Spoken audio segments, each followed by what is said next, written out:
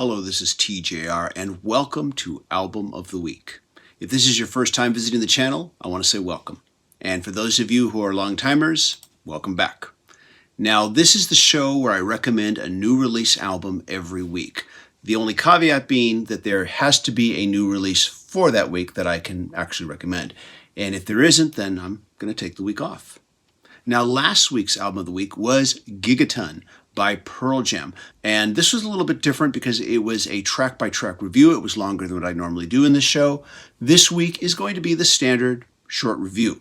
And this week's album is going to be Sigma Oasis by Phish, which came out last week. Now, the band Phish has a very dedicated and loyal fan base, not unlike the Grateful Dead. And it's these more hardcore fans that I want to address first. Before I talk about this album in any great detail, I want you to understand that I am still very new to Phish. In fact, this is only my second album. The first being 2014's Fuego, which I loved. I recommended Fuego on an episode of Music Worth Buying, the weekly album review show I was doing with Robert Kinsler, which is unfortunately right now on hiatus, but hopefully will be returning soon. Now, this made me very excited for their 2016 follow-up entitled Big Boat, which I did listen to, but for whatever reason, it just didn't quite connect with me in the way that Fuego did.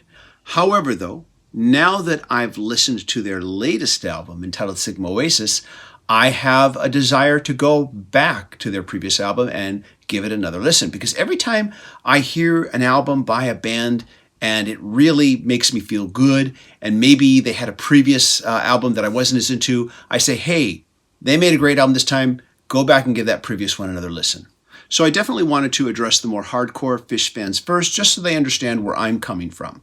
I'm not a hardcore fan yet, although there is always the likelihood that I could get there.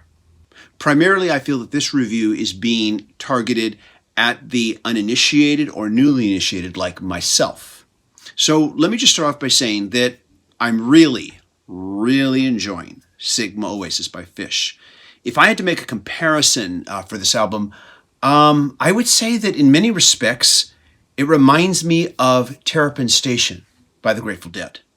And by that I mean that this album is very upbeat. I mean, it's very upbeat, yet it remains very chill, very relaxed, very easygoing. There is a happy spirit to this album that is infectious when I listen to it.